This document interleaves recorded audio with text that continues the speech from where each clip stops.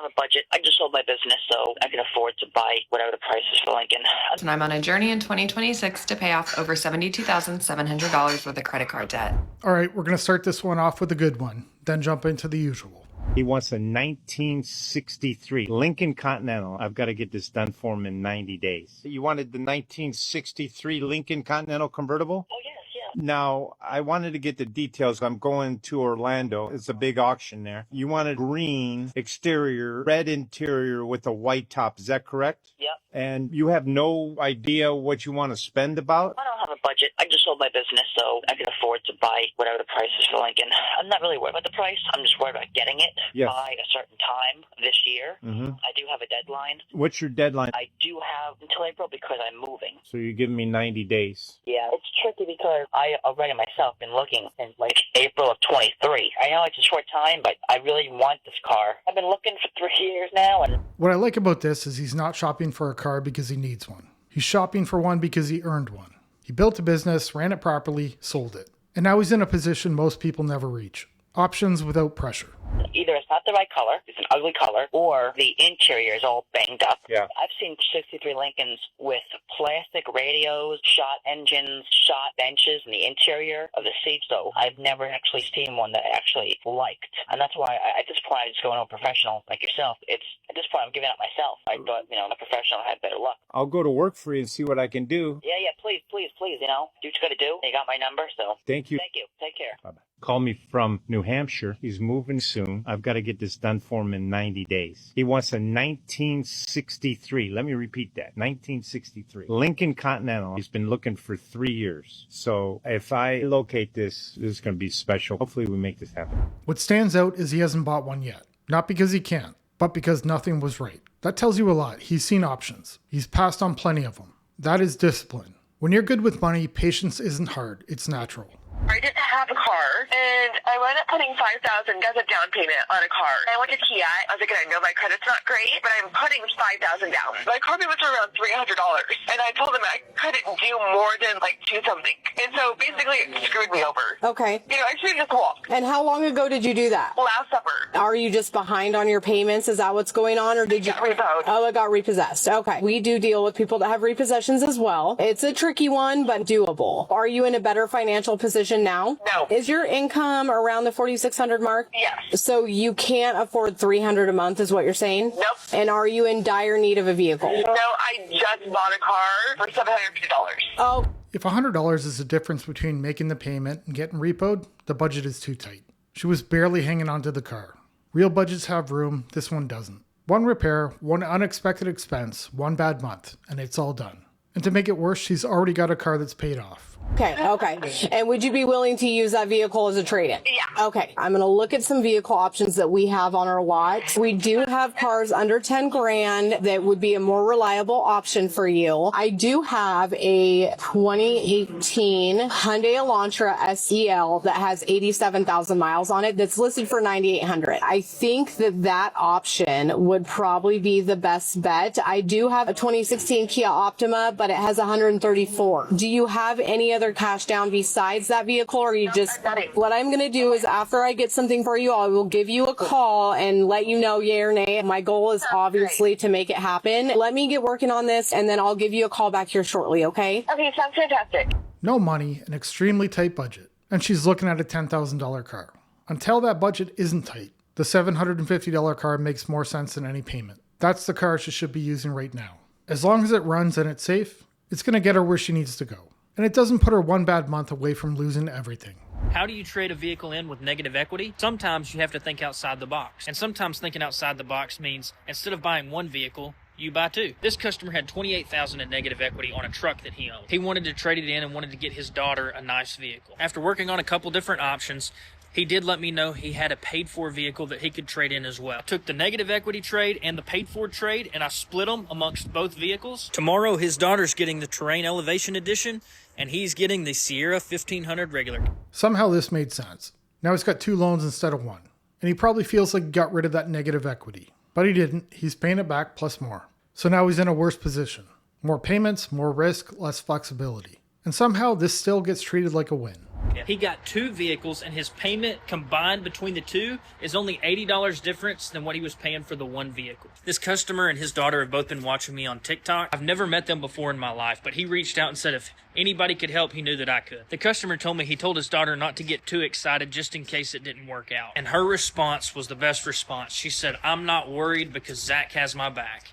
So for more content like this, follow Zach Has Your Back. The focus was on the payment. The 2 cars are only about $80 more than before. That's how these deals get sold. But over time, it costs them more. Interest, depreciation, maintenance, it all adds up. So yeah, the payment barely changed, but the total cost did. Make a micropayment with me. Hi, my name is Amber and I'm a full-time working mom to 4 little boys, and I'm on a journey in 2026 to pay off over $72,700 worth of credit card debt. Every day I make a micropayment based on the engagement of a previous day's video. So let's get into the numbers. First and foremost, I haven't made a video in a couple days. We've had some crazy weather and I just have not been feeling it. So I will be multiplying today's payment in order to make up for that difference. Getting into the numbers, we did gain 171 new friends since our last post. No matter how many of these I look at, I just don't get it. Why not just tackle the debt? Why overcomplicate it? Your credit card bill doesn't accept likes as payment. I couldn't imagine going through all that effort just to send $20 or $30. If your plan depends on TikTok engagement, you don't have a plan. Hi, welcome. Thank you so much for being here. I'm so excited to share my journey with you.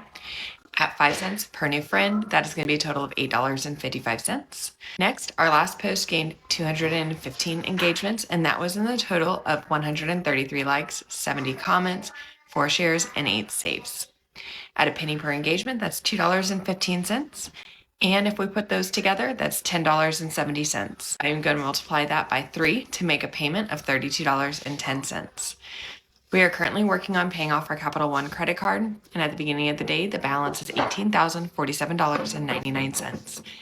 After the payment is made, our new balance will be $18,015.89, and our new overall credit card debt is $70,676.43. $70,000 in credit card debt. When I was reckless with my spending, mine was about a third of that. And I thought that was too much. Once the number gets that big, little systems or gimmicks are pointless. You don't need creativity, you need control. Just discipline and boring consistency.